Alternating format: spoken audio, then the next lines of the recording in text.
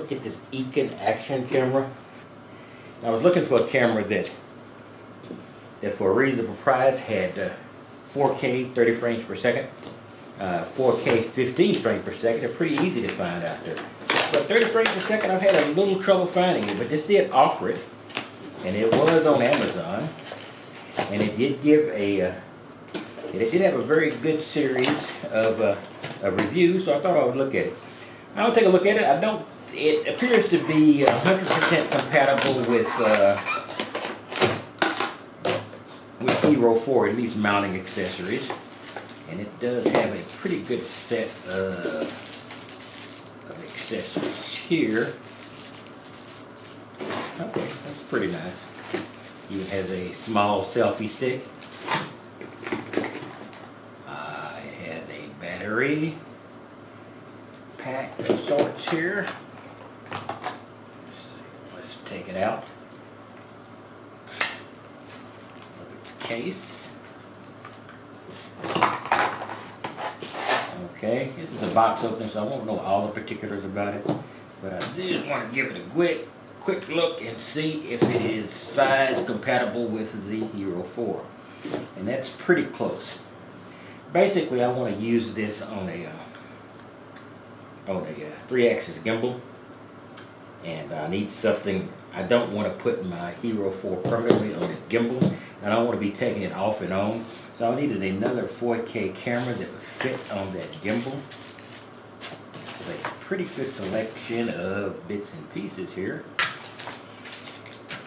I don't think I've ever seen a Hero clone in effect as a remote control with this many accessories natively in it. So it looks like I might not have to use any of the many Hero and Hero 4 accessories, Hero 3, Hero 4 accessories I've got around. That's a pretty good selection of bits and pieces.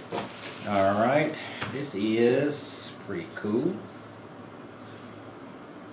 Take a look, it's pretty simple. Okay. It does have an external charger. I wonder if it'll also charge internally. There's a lot of things I've got to check about this. I've got to look at the menu.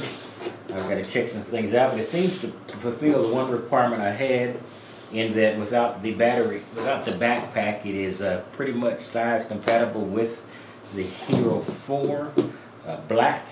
So basically what I can do is I can put this permanently more or less on a 3-axis gimbal, so when I need to use it, it'll always be there, and I can leave the Hero 4 and just sort of maneuver it around from place to place without plucking it on and off that gimbal. Gimbals are a pain in the butt to just take the camera in and out. Well, there's a couple of screws, but I'm always of the opinion that if I screw anything in and out long enough, I am going to lose it.